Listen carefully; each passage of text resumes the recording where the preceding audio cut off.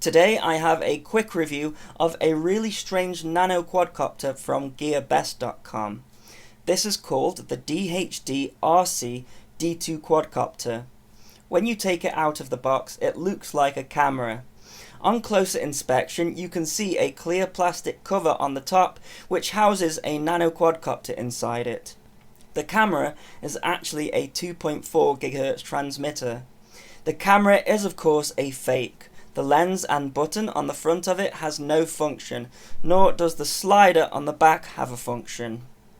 If you lift up the clear plastic case, you are given two clear thumbsticks.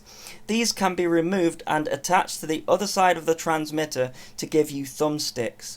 It's a gimmick but an interesting idea. In a world where quadcopters are in abundance, unique designs are the only thing that is left.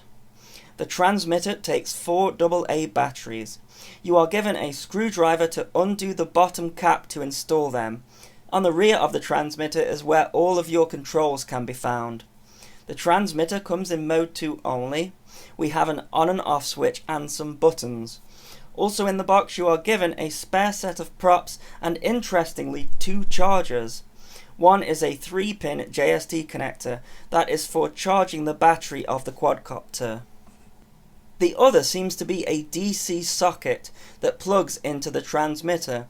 I'm guessing that this is to be used when you have provided rechargeable AA batteries to the transmitter.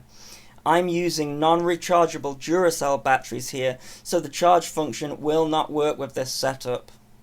The controller has these tiny buttons for its functions, which I'm not too much of a fan of. The top left button is the headless mode, which I don't endorse for beginners. The throttle trim buttons are actually your rate buttons. The up trim lets you go up in rates and the down trim lets you go down in rates. You are given 3 rates in total. You are notified by an audible beep to let you know which rate you are in. Low rates are 1 beep, medium rates are 2 beeps, and high rates are 3 beeps.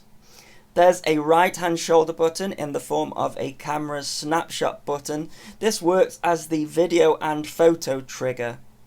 A short press takes a photo and a long press starts and stops video recording. The pitch trim buttons adjust the pitch trim as expected. The same goes for the rudder trims. The right hand button above that is your flip button. The quadcopter can be charged from the transmitter, however it will use your transmitter's batteries quickly, so it's best to use the dedicated charger via a USB outlet to charge the quad separately, in my opinion.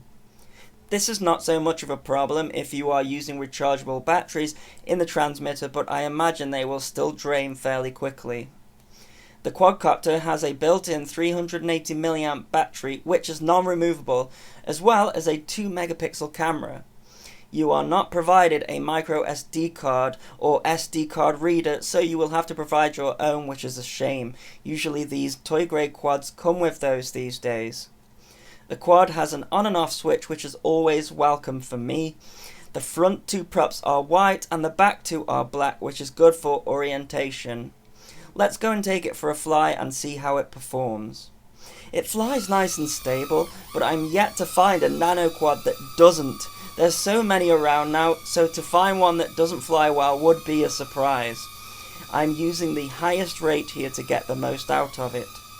The quad gains height before it performs its maneuver, however it doesn't gain too much height that it hits the ceiling of the house, which is good. Its flips and rolls are really snappy. You only have to press the button once and input either roll or pitch to flip in the desired direction. The video records in a 16:9 720p 30 frames per second format. The field of view is quite narrow at around 70 degrees or so. This is pretty standard for a nano quad, as there's yet to be a wide angle lens produced for such a small camera.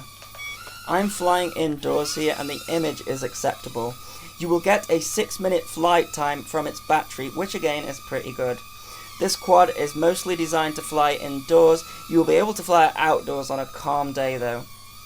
So there you go, that is my review of the DHD D2 quadcopter from GearBest.com.